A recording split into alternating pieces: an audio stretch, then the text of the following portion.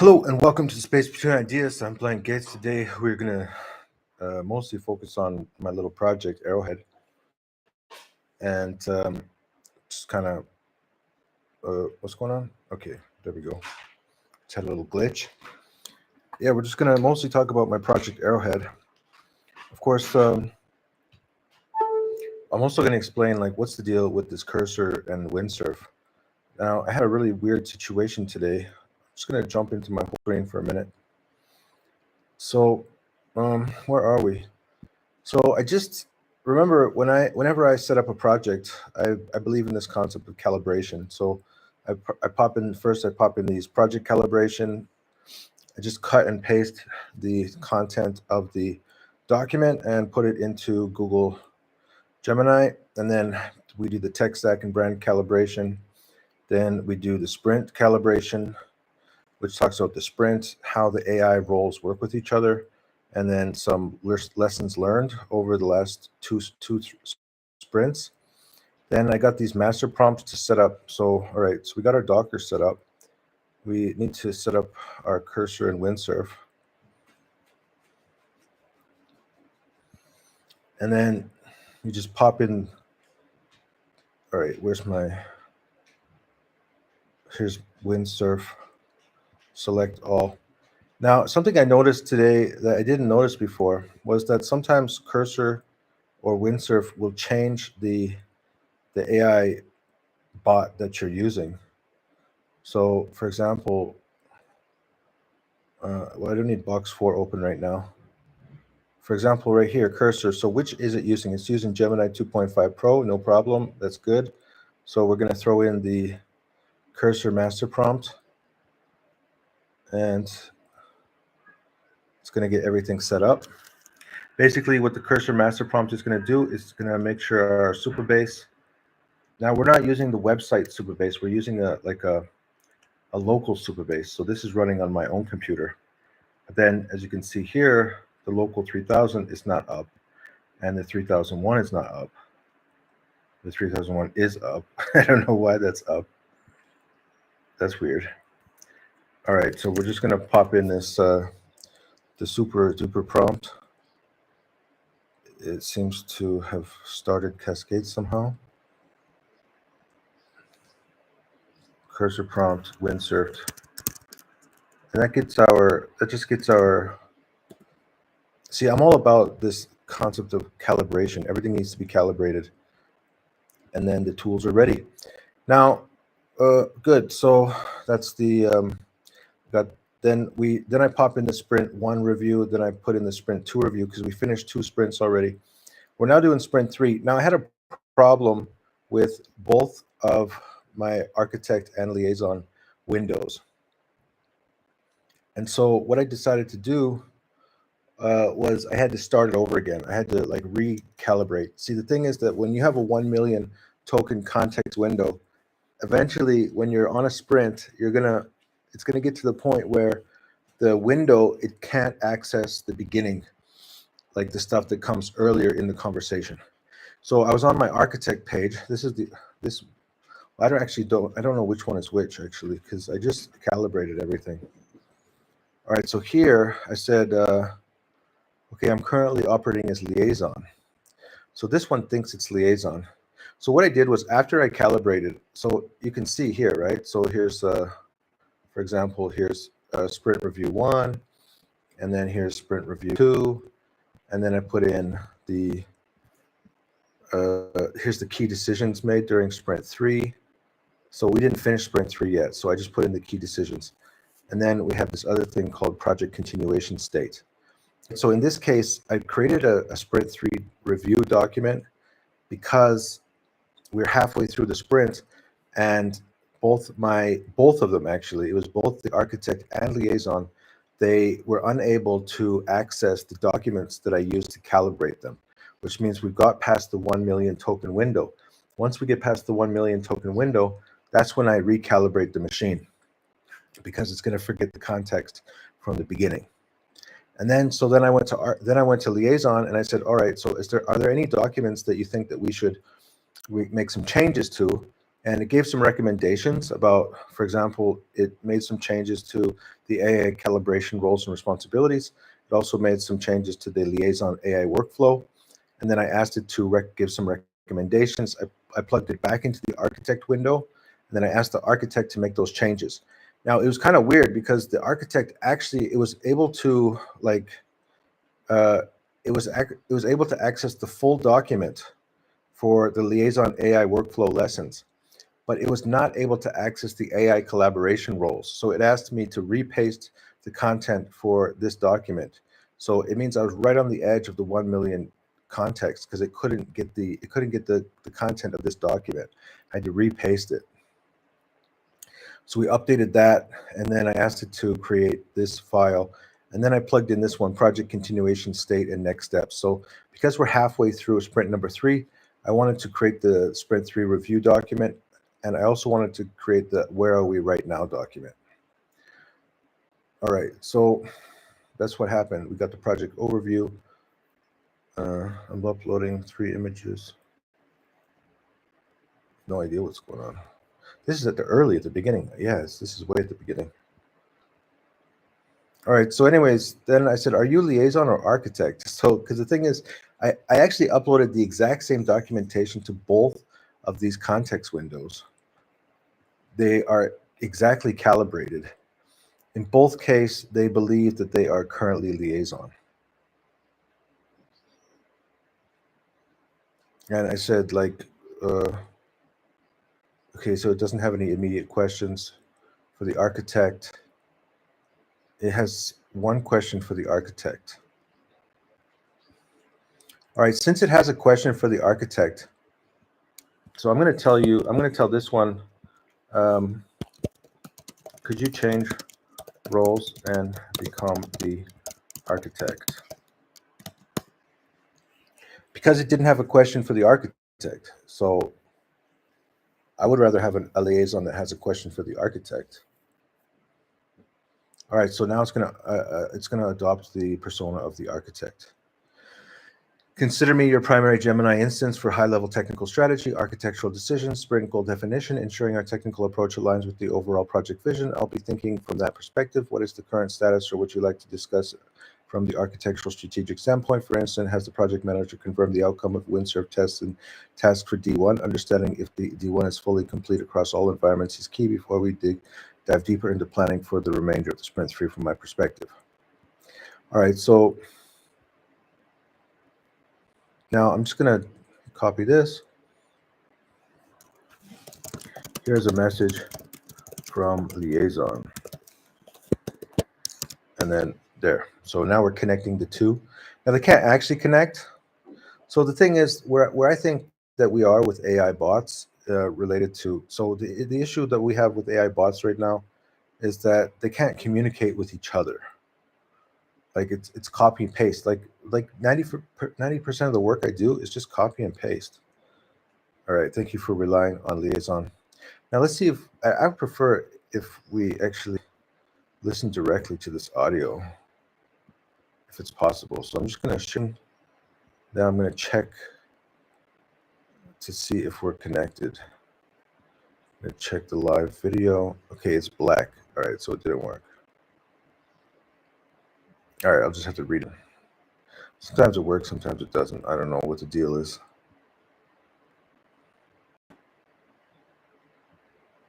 Thank you for relying on the liaison AI question. Thank you for relaying the liaison AI question. This is a good proactive thinking. Here's my guidance for liaison regarding task D2 front-end UI for objective module page, basic page. All right, so we're going to be creating the objective module page. Liaison, your AI understanding and core requirements for this is good. To elaborate further, the initial prompt to choose chosen lead AI consistency established module. Yes, the initial page structure of the objective module should closely mirror the established pattern seen in the vision page layout.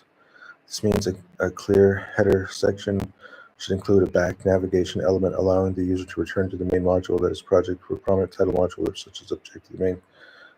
Emphasis on this. Okay, we got the C, reminding of the simplified brand guidelines. Okay.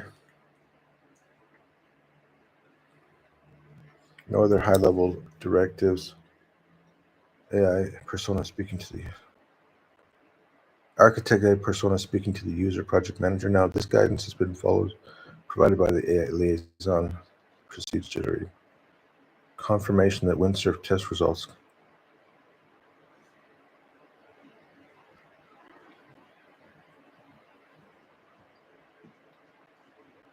All right.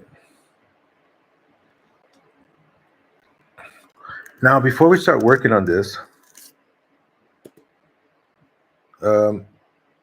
why did I name this video Cursor +1, Windsurf -1? It's because I had some issues. All right, that's good. That's set up. Now, I suppose this is also set up. Did I?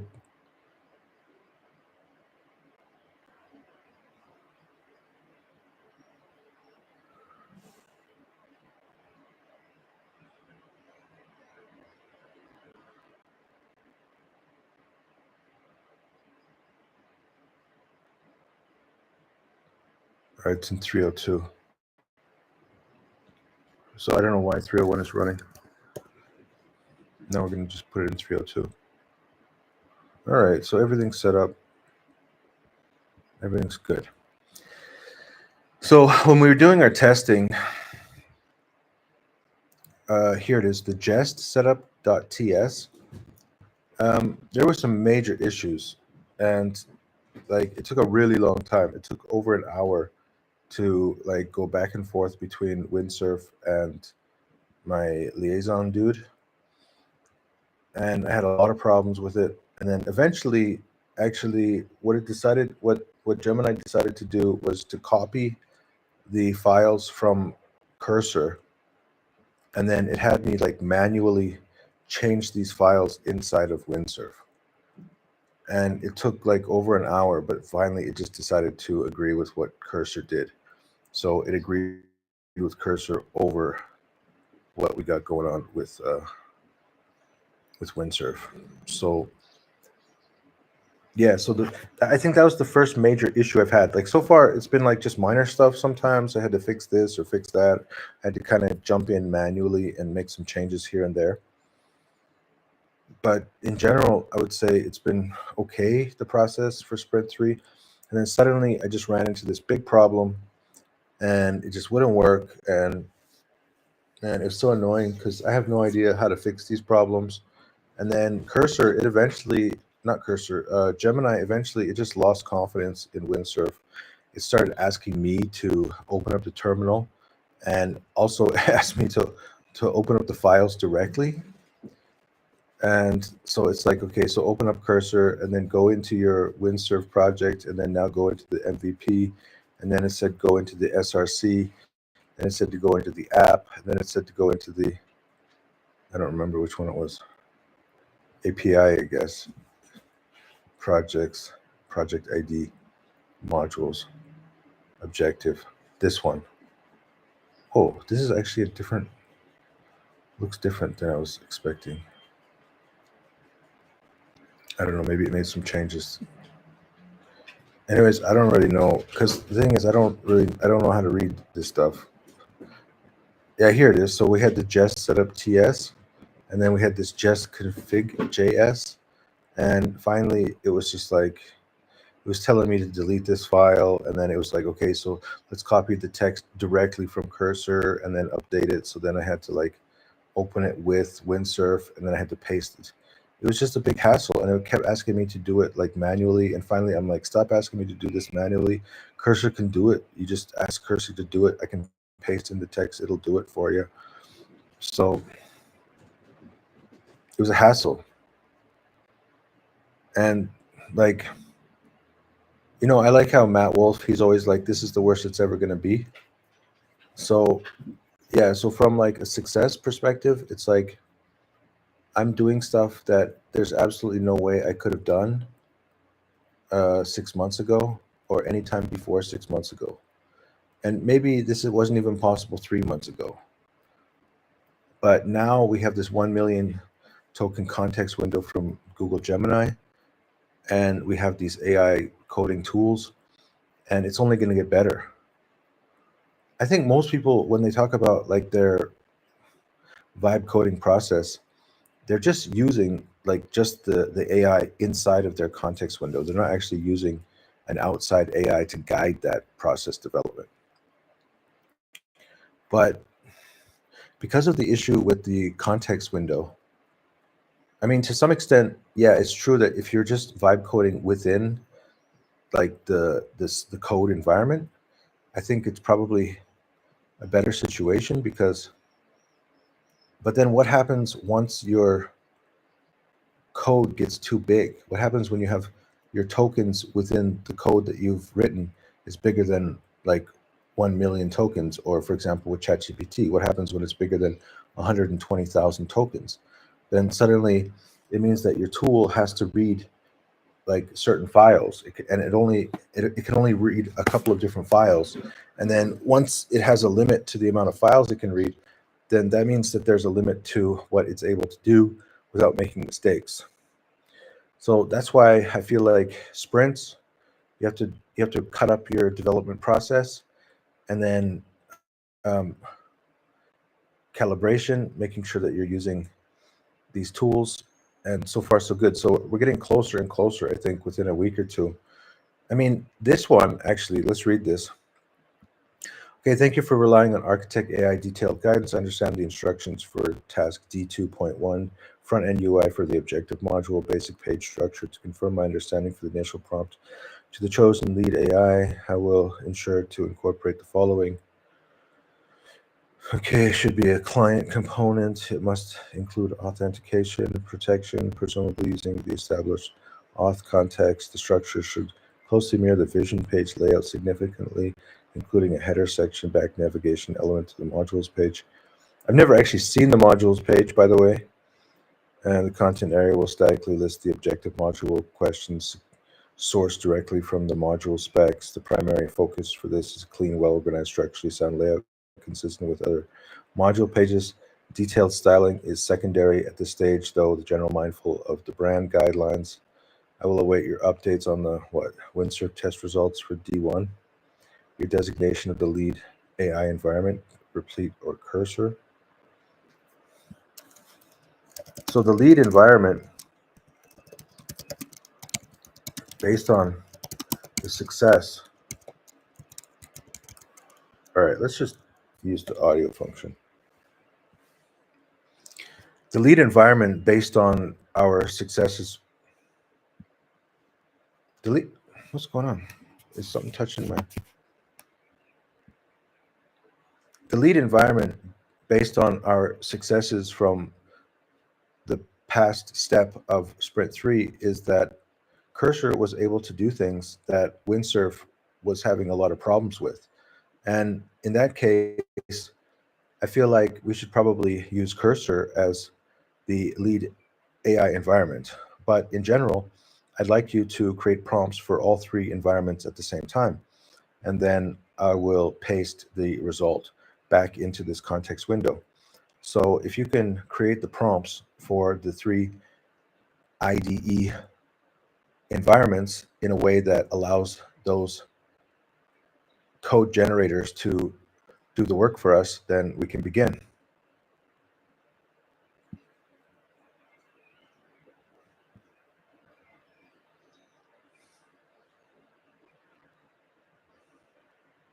Spread the sprint. So basically, I'm just trying to get back to the point where it's humming again. Humming means that I got Gemini making me the prompts, and then I just cut and paste them into the other windows. And then once they have some kind of output, then I paste it back into Gemini, and then Gemini creates the next prompt, and it's just back and forth.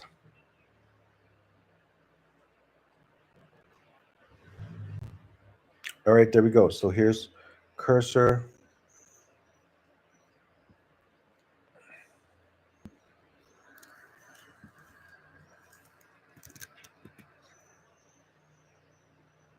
We got Gemini 2.5 Pro.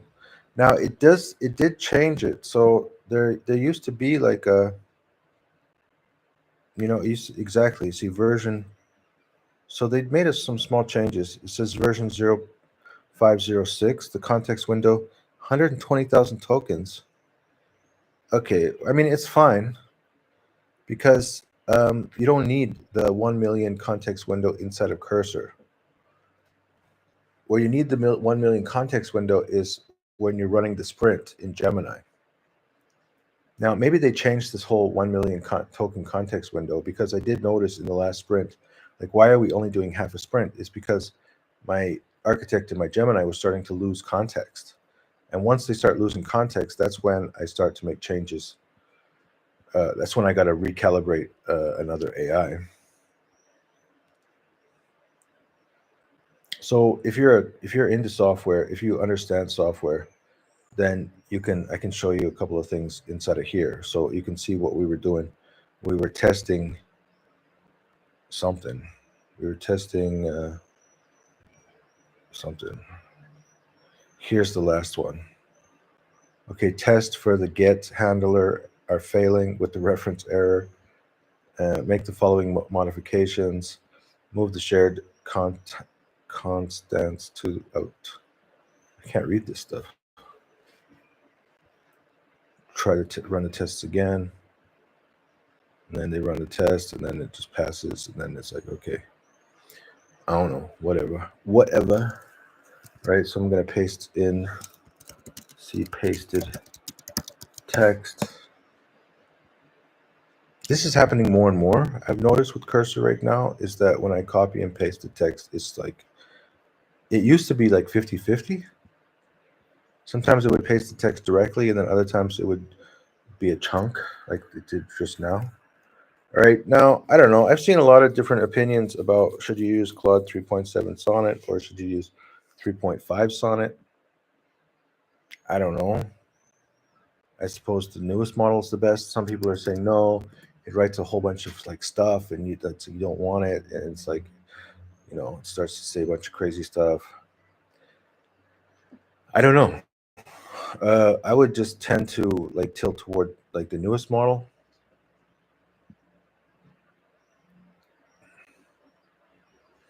Now, if you're wondering what's going on with my credits, I'm also curious. I think we got like one more week left. Let's just get both of these going at the same time. All right, so we're about halfway through the requests were refreshed in 4 days. All right, so today's Tuesday, Wednesday, Thursday, Friday. So it means I got to pay another $100 bill. Wow. So Windsurf basically had an issue where I really couldn't fix it. Now, what this means is when we talk about like one prompt is one credit. Yeah, it's a different way. It costs. Now, remember that this is OpenAI right now. It's possible that OpenAI, well, first of all, OpenAI is providing some free stuff, like zero credit stuff. Like you can use this new S. So if you have a paid account, you can then use the SWE1 for free. So you pay and then you have unlimited tokens. If you don't pay, you have access to this one, which is ChatGPT. And for some reason, they also have this one, which they're trying to promote. And then they also have this. Then Gemini has a 2.5 Pro beta. Yeah. So we've been using Sonnet. I mean, I would prefer to use Gemini these days since I had that problem.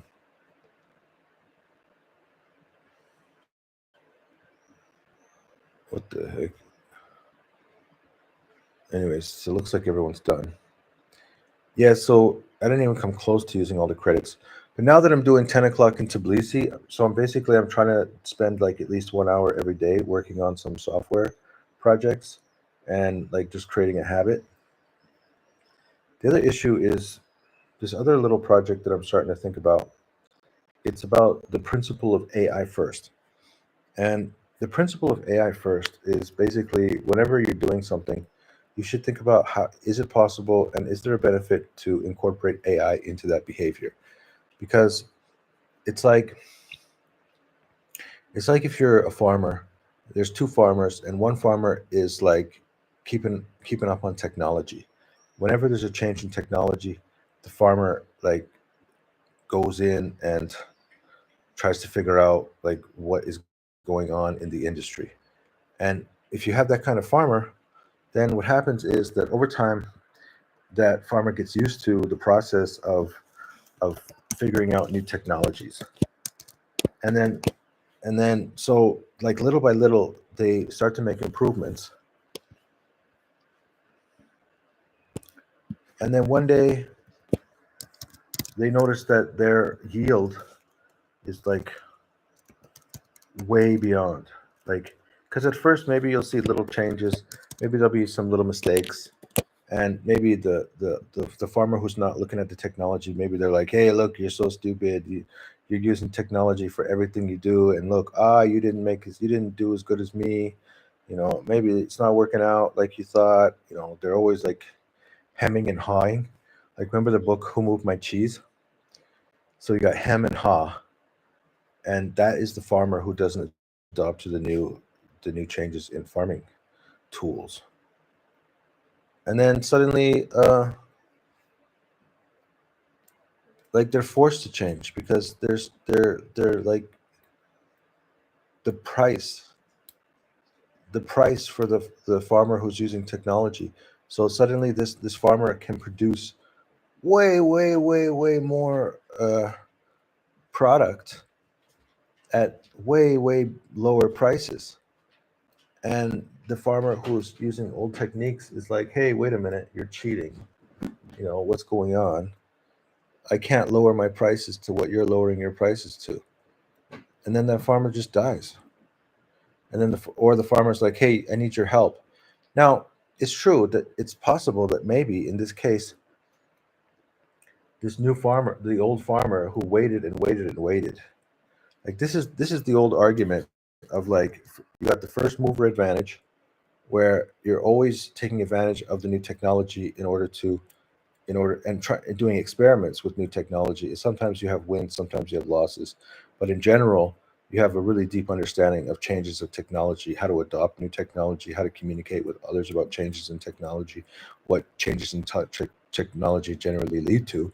And then as technology continues to change, then you're always going to have that advantage because you have the experience of dealing with technology and experiencing changes in technology. You're right on the edge, like right on the you understand where everybody is and what's going on in the world. So suddenly there's a shift and you can handle it.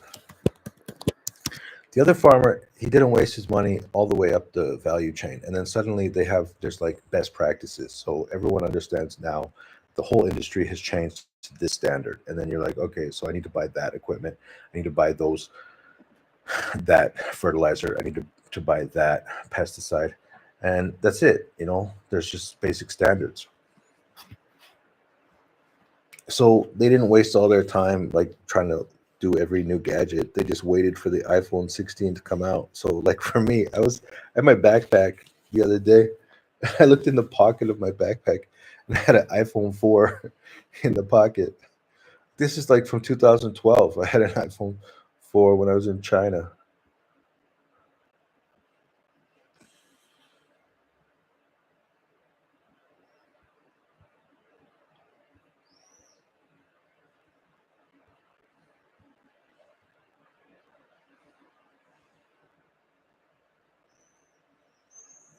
You see this? It now decided that the cursor generated code is the gold standard.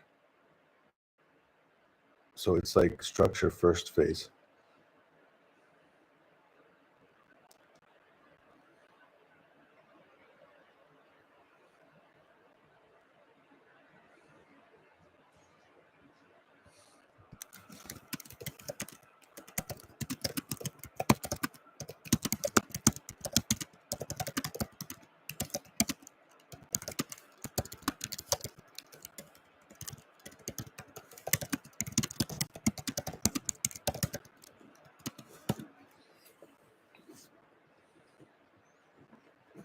So, Gordon, what are you doing?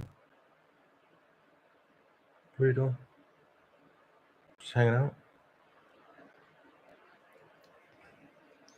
So we're talking about AI first. Now, all right, so the thing about AI first is that, well, maybe I should have a document so that we can kind of, actually I have a page. Which page is it? Box for Walt Disney, Intern, Google Gemini, WhatsApp, Google Translate. I don't know which one it is. I'm guessing I'm listening to the Founders podcast. This one is my Russian class. I just finished my Russian class. Then I'm guessing it's this one.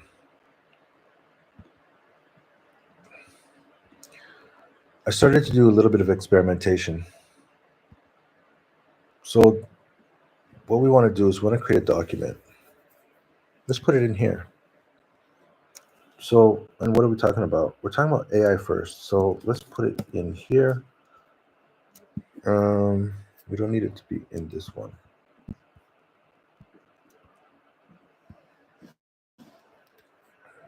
New. Why do I have new? I see. It's those are the. Why is there 5 documents? Sprint definition, module specs, liaison workflow, best practices. This is weird.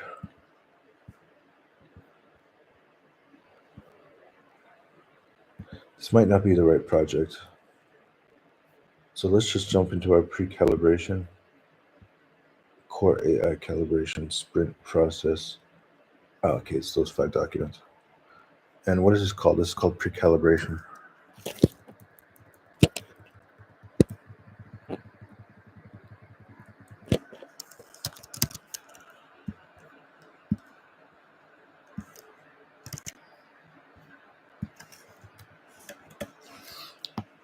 So there's 2 reasons. I mean, there's at least 2 reasons. There's a lot of reasons why I'm kind of interested in this AI first concept. First, I think Y Combinator is an exciting company. I think everybody who's doing startup companies or building products, they're interested in what's going on with YC and trying to keep, listening, try to get some feedback from these guys. They're very experienced and they're working with hundreds and hundreds of companies. So what is it called? It's called AI First, My Projects. And I need to kind of my blogs. We'll call it my blog projects.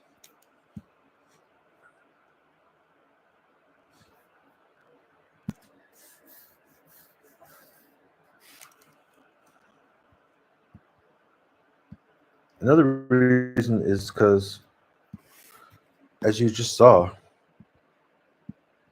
sometimes you have to wait. It's like it takes a long time for this thing to actually do its thing.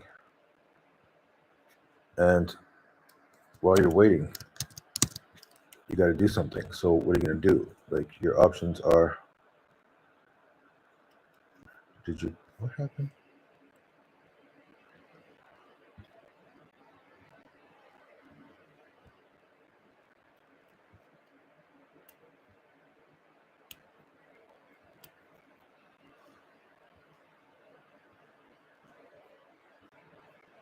For some reason it wants to read.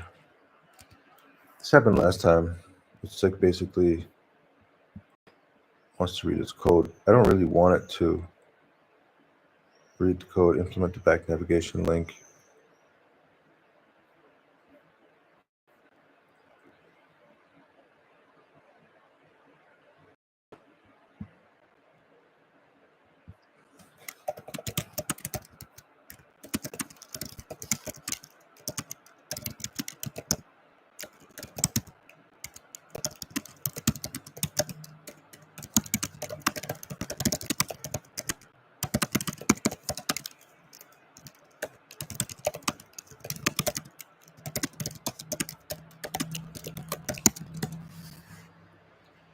So there's always going to be like this lag because it kind of takes the 3. I mean, okay, so there's two things I wanted to talk about. One thing is that I think it's helpful if you're building a project. It doesn't matter if you have, um, like right now, I'm paying for Cursor and I'm paying for Windsurf because I'm trying to test them and see which one I like to use. So eventually, maybe I'll stop using one of the two services. I haven't decided which one I'm going to stop using. I did notice that there was some issues with Windsurf recently. I get the feeling that Cursor is slightly faster. Replete, I don't like it. I don't like Replete at all. But the thing is that we haven't finished our project yet. So, and I haven't looked at any pages from any of these builders. So I really don't know which one is going to do the job correctly. Because what happens, like, because all I'm doing is copying and pasting right now. I have no idea what is actually being built, what actually works. And then even after you build it, there's a lot more steps than that. So I don't know who the winner is going to be. Yeah, I feel like Windsurf like crashed and burned a little bit. I feel like if I hadn't have had Cursor access to the Cursor code, then maybe I would have hit a point where Cursor just couldn't fix the problem, and then sometimes it starts to get into that doom loop when it doesn't really. It was both Windsurf and Gemini. They were both in a doom loop together, and Gemini was asking me to do the same thing over and over and over and over again. Windsurf was asking me to do the same thing over and over and over again, and they just couldn't fix it. They couldn't solve the problem. They were like, it was ridiculous. And then finally, I went to the see, we're talking about redundancy. Redundancy, is that the word, redundancy? Like, that's the whole reason why I have two Gemini windows open at the same time, because if Liaison can't handle the issue, then I ask Liaison to come up with what it thinks it needs to do in order to solve the problem, and then I go back to Architect, and then I ask or I'll ask Liaison to use the brainstorming module, and to provide some options, and then I'll go into to the Architect, and then I'll be like, Architect, based on the information that was provided from Liaison, and then based on your own understanding of the project, use the choose module in order to make some decisions, and then give me the recommendations, and I'll bring them back into Liaison. And so I'm providing uh, the thinking process is really the key. Is if you can give the AI a thinking process to follow, then Architect is going to be looking at it from the 50,000 foot view, the helicopter view, the bird's eye view, and it has a thinking process. And then you give those recommendations back to Liaison, and then Liaison says, okay, I'm going to try something new. So you have to have a way for having two different context windows open at the same time. You have to have a thinking process so that it knows what it's supposed to do when is solving problems. And then you have some redundancy. And then what happens is, like, you also have to have your documentation so that when you run out of the context window, then you can reboot everything. So it's a whole system for keeping this project together. And at some point, we're going to find out who is going to produce the best output. We're in sprint 3. I don't know how close or how far we are away from the end of this. All I know is I have to pay another $100 at the end of the week to get everybody rebooted. So, anyways.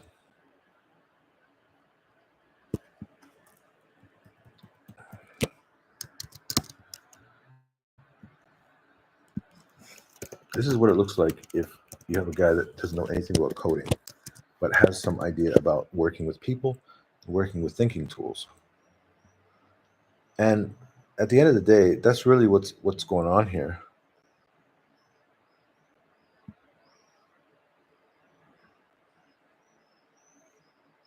No changes. Okay. Oh, here it is. The thing is that the key, the key to all this is why is my methodology going to work over other people?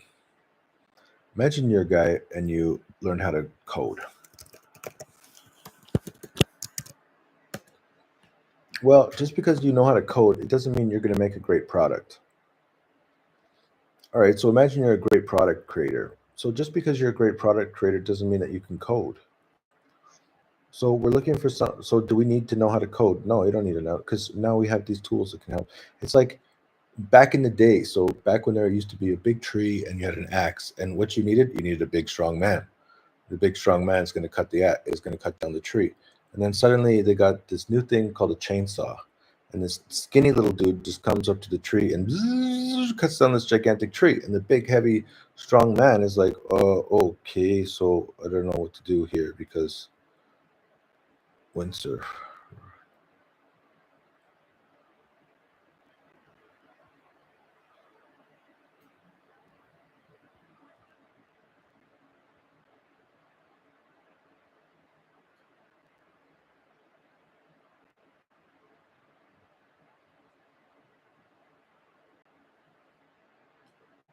Okay, so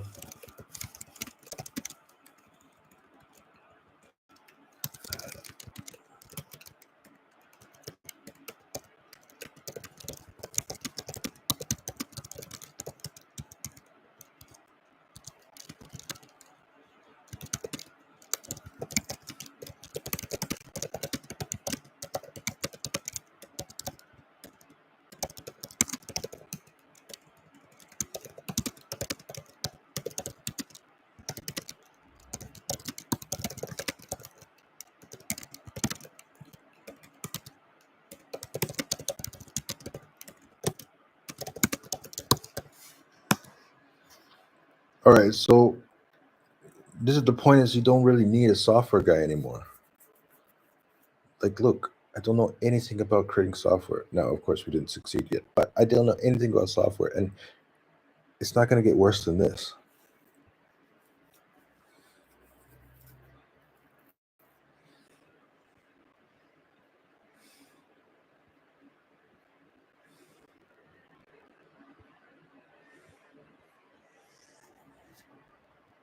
Product people. Well, the question is, why is that person a good product person? And I would guess that they're a good product person because they have a lot of experience working with people and products. So if you're just doing code, that doesn't make you a good product person. It's like that big. It's like the guy who's cutting down the tree. He spent his whole life cutting down trees, and then suddenly there's a gas-powered chainsaw. It's just like the farmer. He spent his whole life working with his hands on the farm, and then suddenly there's farm equipment.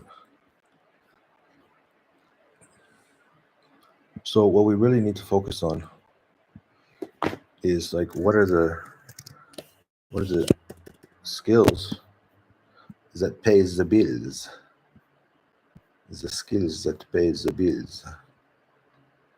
And so I feel like what is the most valuable skills that I've developed traveling the world for 20 years, learning Chinese law, learning how to work in the Chinese. You know, I had a really weird experience in China because, like, after a couple of years, like, I refused to speak English. I refused to talk to foreigners, and like, I was really immature when I was 23. So when I started learning Chinese, it was almost like I was born in China. Like I was like born again, and I grew up like a baby. Like I was talking like beginner Chinese with the other students, and I made friends, and I even lived with a Chinese family for like 3 years.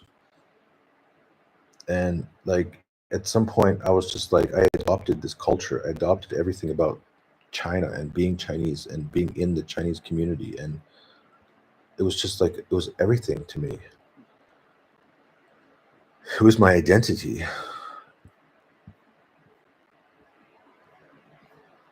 and actually it took me a while. It was like you ever seen that cartoon Lambert, the sheepish lion? And it's like there's this lion with a bunch of sheep, and Lambert, he doesn't really know that he's a lion, and he's just hanging out with the sheep, and the sheep are making fun of him and like, what do you think you're doing, Lambert? You're a dumbass.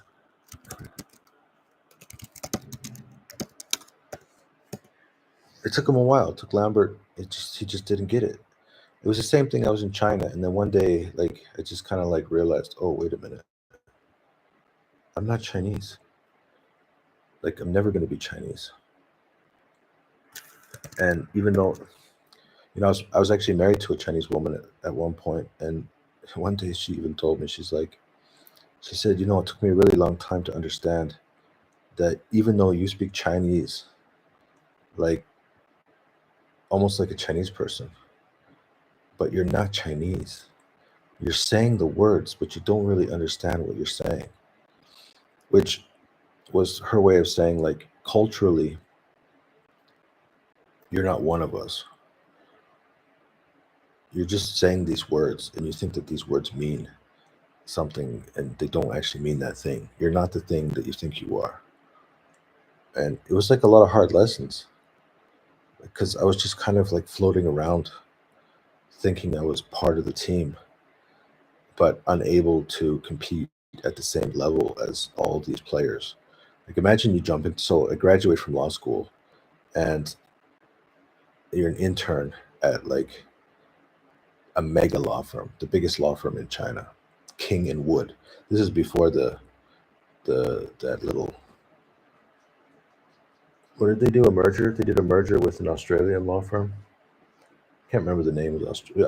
I was there doing my internship before that happened, and you know, like the kids that were in the law firm, like this is a mega law firm, 1,000 lawyers, and I'm in the office and I'm working for the managing director of the Shanghai office, which is the managing director of like King and Wood, and I couldn't keep up.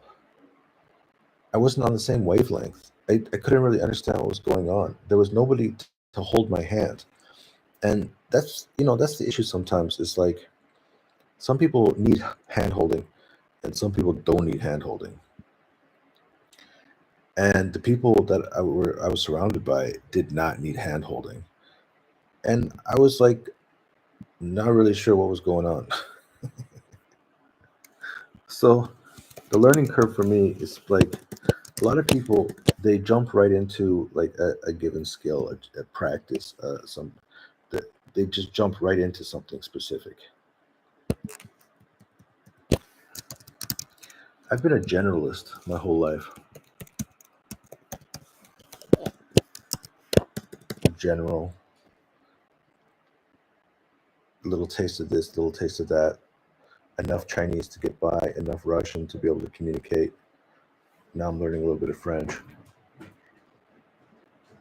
Enough Silicon Valley, enough law firm, enough filmmaking, enough acting, enough teaching, enough coaching. And through it all, I think at the end of the day, what the key is like you have to have a thinking process for how to solve problems, and you have to have resilience, and you have to understand how to work with people. Now, the thing is that to some extent, sometimes it can be a challenge to work with people. Apply. When I just click, what happens if I click apply? Preview code changes. Huh.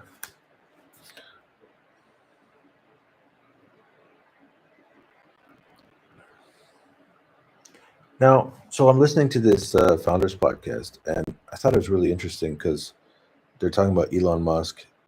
The thing is that I got this one student from Russia. He's like nearing 70 years old, and whenever we talk about history, he always helps me understand that it's impossible to understand history because you have so many different people who are writing about history, and they're writing about it to make money mostly. So they're writing about it to promote themselves as a historian. And then on top of that, depending on who's paying the bills, they have to express a certain type of flavor of history. And then the thing is that, like, unless you were in the room with that person at the time and witnessed what happened, you're going to come up with some story. Like, you're going to come up with some whatever you want, you know? You never know what actually happened in history. I'm tired of this. I need to close all these windows. So you see how long it's taking for Cursor? This is what's it's really bothering me about Cursor. Is it always takes so dang long. Not Cursor. What is this thing called? Replete? Replete just it always takes so long to do anything. It's really, and this is the whole reason why I decided to start focusing on this other project.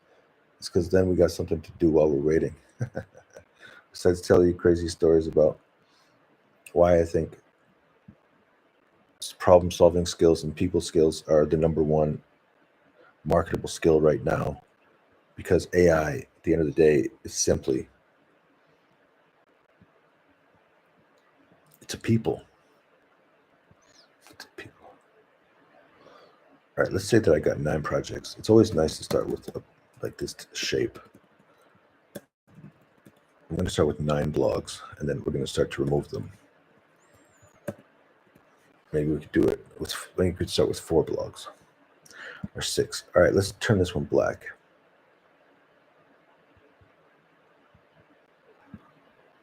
All right, 6.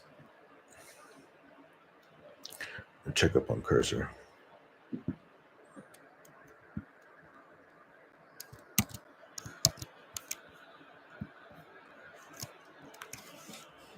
What is this? I think I have to like physically remember typing the words replete. Maybe not. All right. Now, so how long does it take to generate the new prompt? 1, 2, 3, 4, 5, 6, 7, 8, 9, 10. All right. So I got this one Russian student, and we're talking about, it's called Agenda 47. And we want to create learning units to better understand American policy under DJT. Why? Because we want to, yeah, it was, okay. Now, the partner is, so I have this thing, like I'm on X, and there's a guy in Canada, he's got this, it's got this list called The Buzz. And so every week he like sends out around like 6 or 7 news articles from the past week that he thinks are the most important and you need to read to keep up with Canadian news. And that's a good start. You know, there's no reason to go more than 1 news article a day when you're just getting started, particularly when you have a lot of projects that you're running at the same time. So this is about, usually it's about Canadian news, and particularly what's happening in government.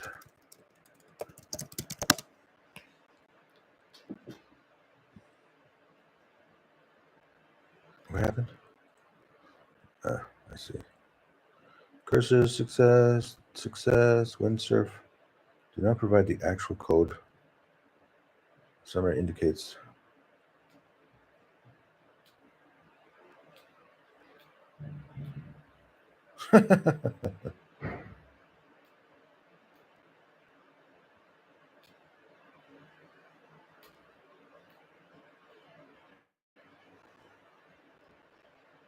She's not happy with Windsurf. Windsurf, you're a jerk. Let's just accept this.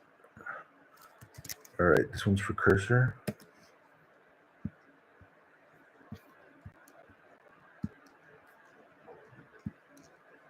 So nobody's happy with Windsurf right now. Windsurf had a bad day, and doesn't seem to be getting better.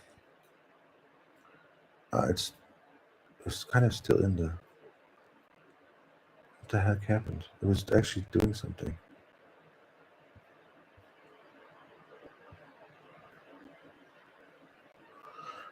All right, I can see it. Anyways, what?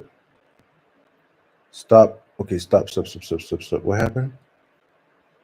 I think I clicked. Okay, let's give it a minute. Uh, Cursor AI here, and okay, how do we do this?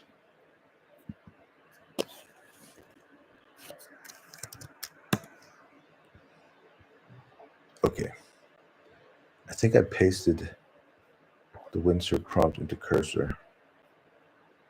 It's down here. Yeah, I definitely did that. And I want this page to be showing, and then I want to click this one there. All right, so this is let's change the text to white. Now, what's going on here? What's the idea? The idea is that the goal, what's my goal? What's the vision? What's my vision or goal? It's like I'm trying to be able to. So how do I feel? I feel like it's going to take me forever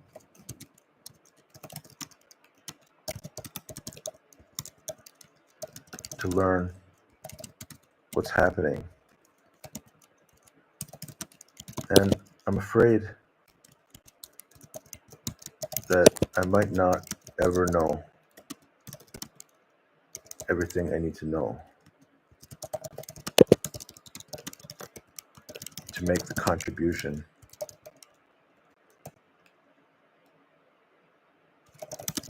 that I dream of making. That's one way to put it. Then let's just put this in here.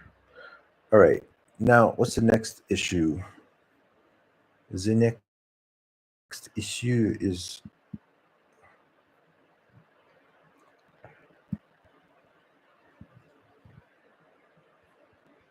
there. Maybe that's better. Okay, the next one's probably language. So I'm learning French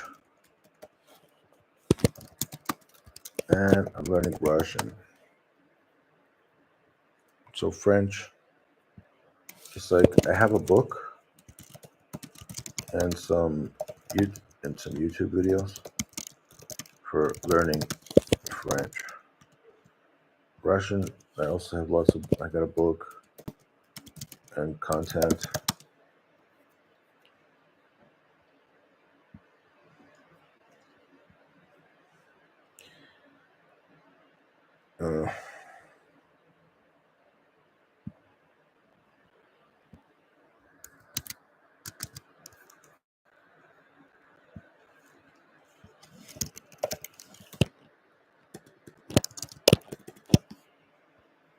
Now let's see if it messed it up.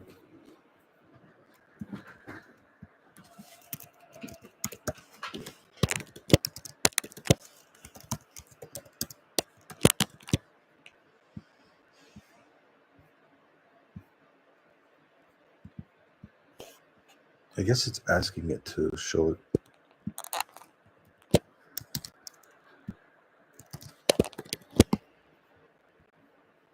Yeah, it's definitely asking it to show the content.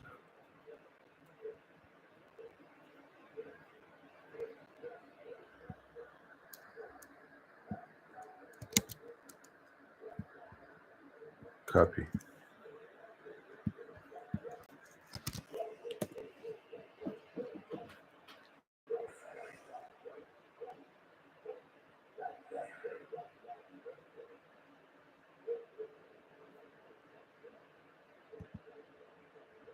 There we go. You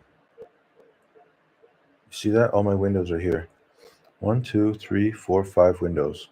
If I click this, I can still click all 5 windows. Here, I can click all 5 windows. Here, I can still click all 5 windows. Here, I can still click all 5 windows.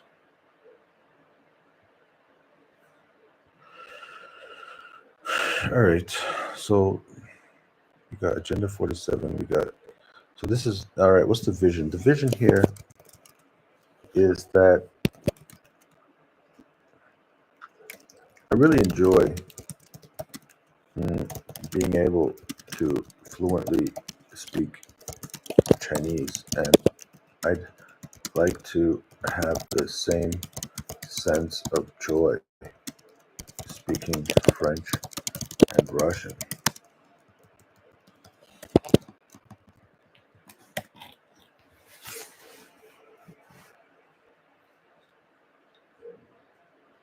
Boy.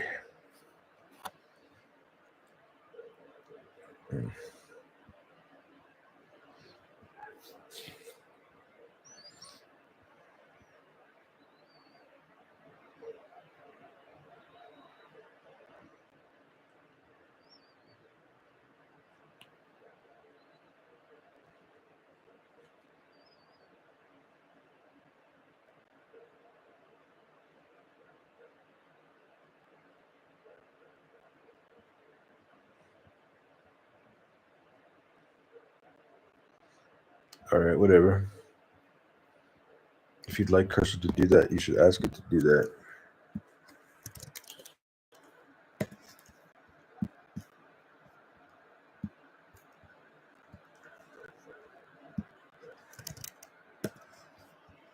So what are you asking Cursor? Objective. Modify your file, fetch this, do this, visual this. What? This replete. Okay.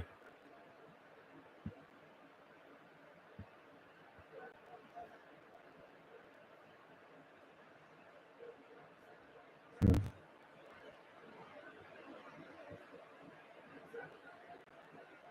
Hmm.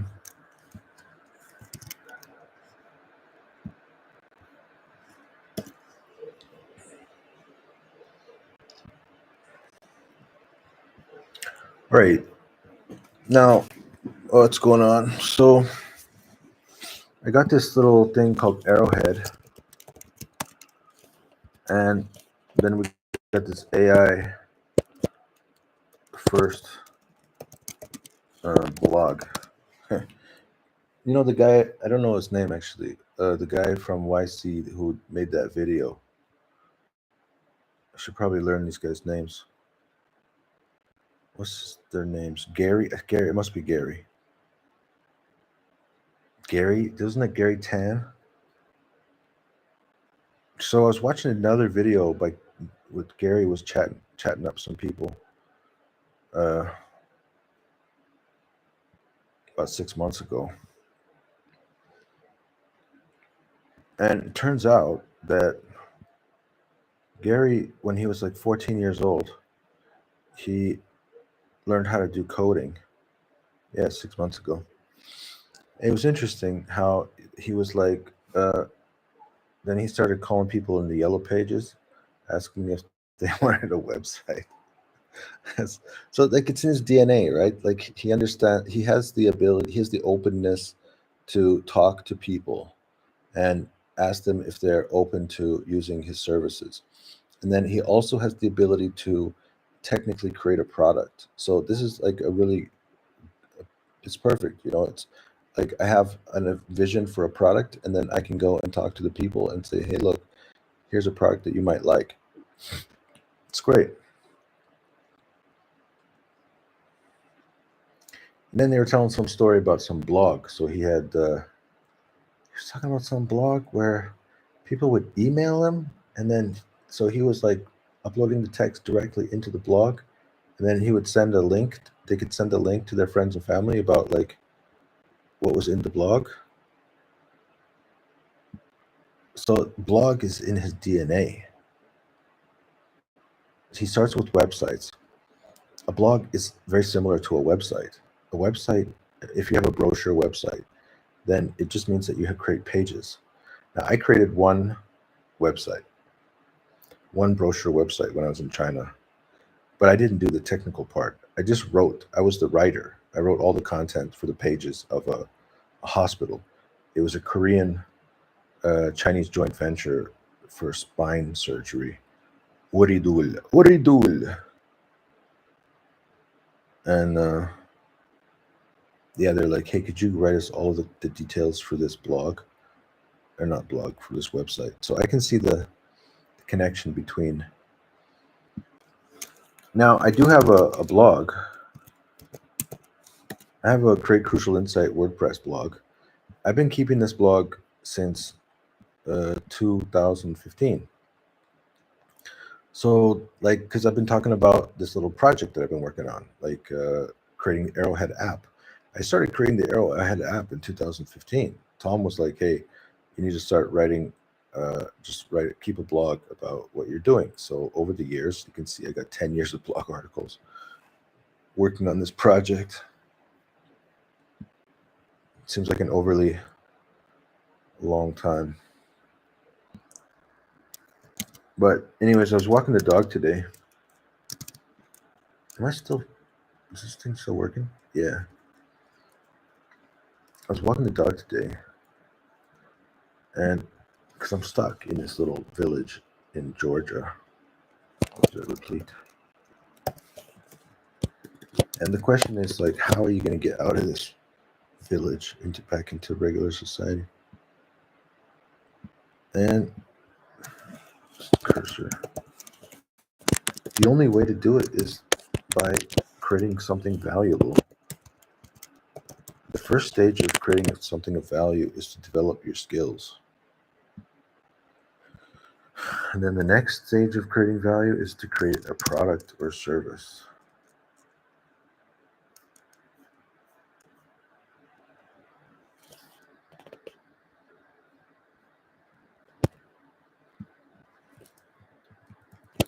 So I'm on the process for creating a product or service.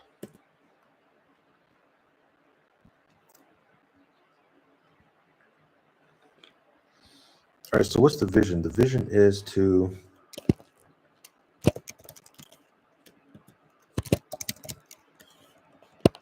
launch an AI first application for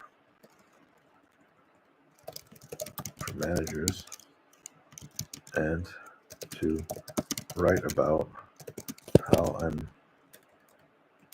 using AI first to do my language and policy projects, and looking at what a AI first blogging environment might look like.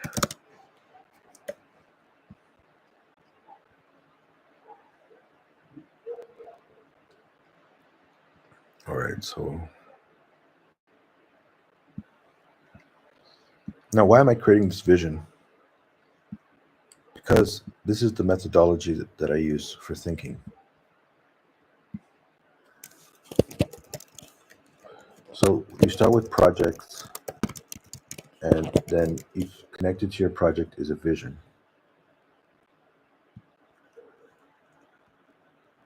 Whenever you decide you're going to do something, or you're thinking about doing something, you have to create projects, and you have to have a vision for each project.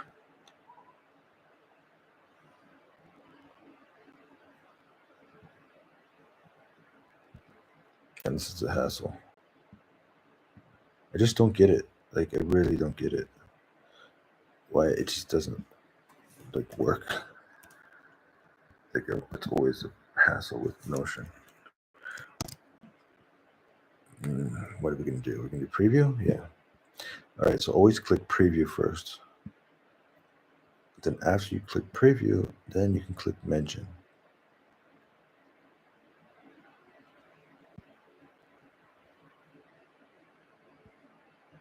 There. Now, why do I do this? Because this is the AI First Blog Sandbox. And I simultaneously, oh, let's jump into this first. Replete successful windsurf completed successfully. Okay, cursor.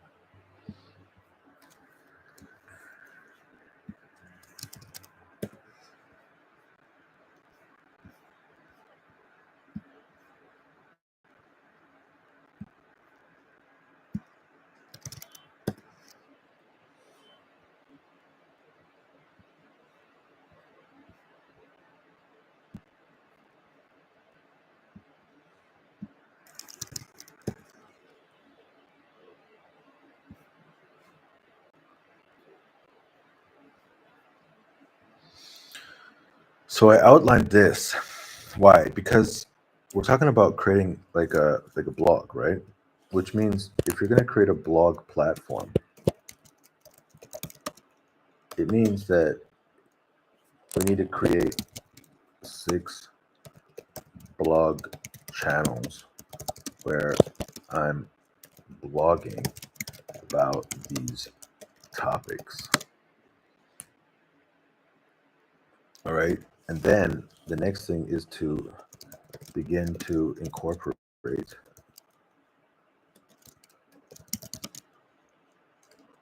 the use of AI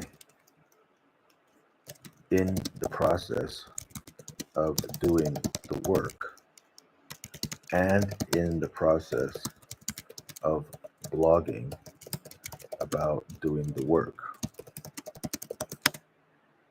Right? This is the this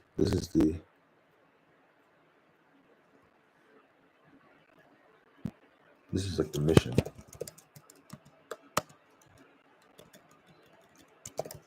Your mission, if you choose to accept it, is to begin incorporating the use of AI. Why did I put IA? The use of AI in the process of doing the process of doing the above, the process of doing the 6 endeavors below, and in the process of blogging about working on those endeavors.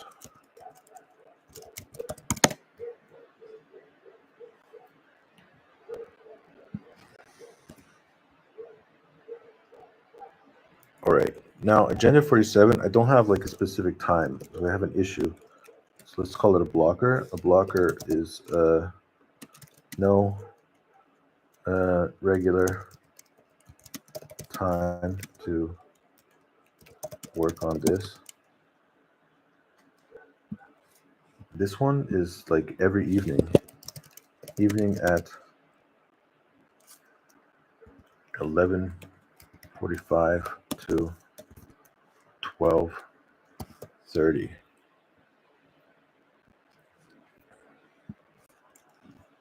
French. Evening at 10 to 10:30. Well, that's when I make my video. Okay, so it's going to be live video. Russian is the same issue. This is a blocker. I don't have a.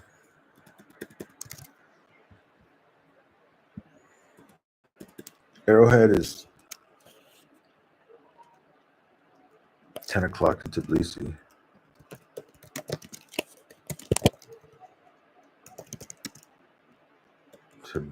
Tbilisi daily video. And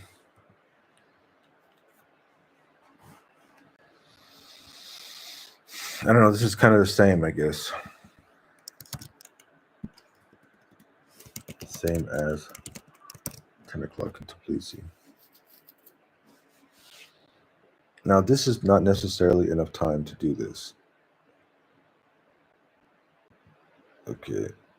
Now, what we're going to do is we're not necessarily going to be able to do all of them at exactly the same time.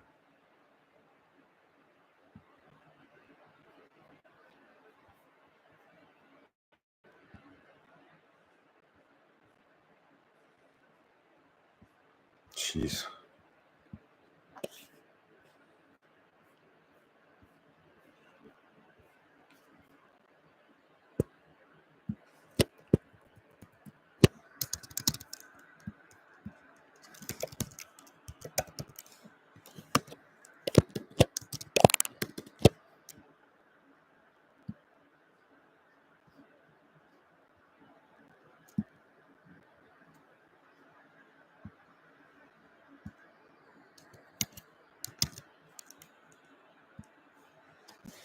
I just don't understand.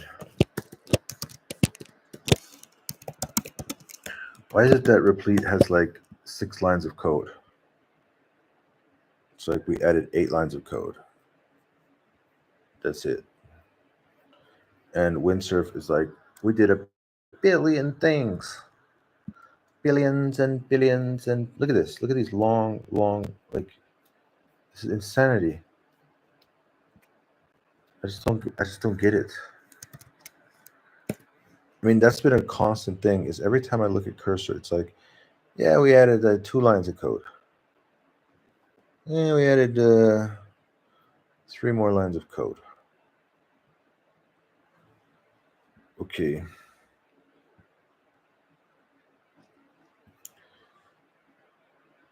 All right, now let's start with the to-do list. Let's do the scoreboard. It's what? It's Tuesday, Wednesday, Wednesday. So what are we gonna do on Tuesday? What are we gonna do on Wednesday?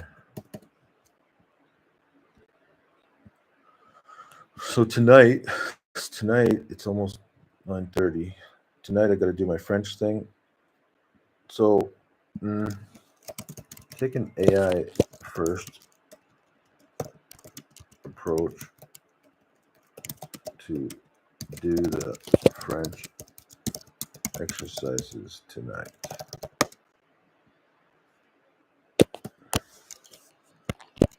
Add the text from the news article and then ask AI to what? Take the role of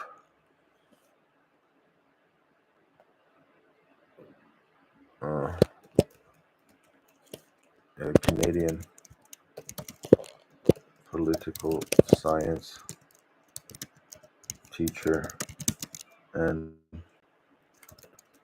provide a learning experience. All right, that's good enough. Just keep it real simple for the very first one.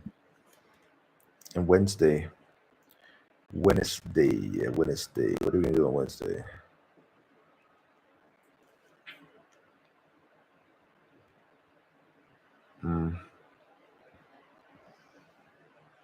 I mean, okay, let's just start with this.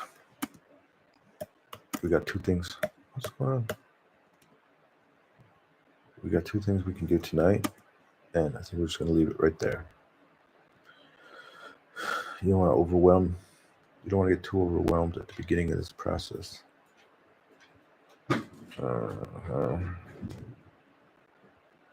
Cursor, objective. Okay, repeat. Needs significant correction. There you go.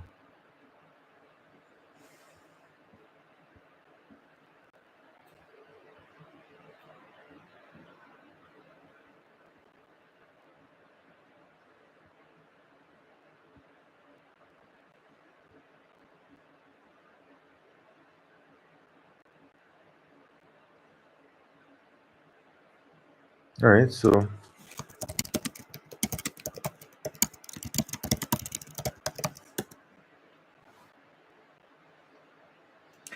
All right, so I think that's what all I really wanted to do. I guess I didn't realize that's what I wanted to do, but this is what I wanted to do, was to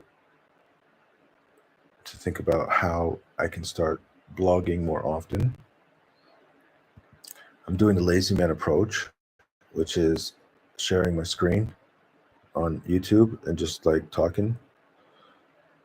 Um, that doesn't actually help us with any of this. I think everyone gets it that uh, I've discovered a process for how to use AI to work on a little software project.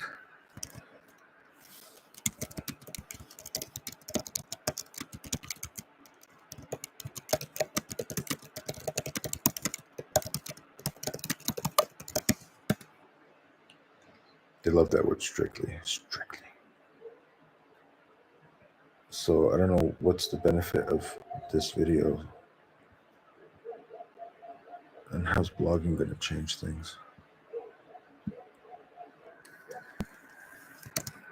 All right, I'm done talking.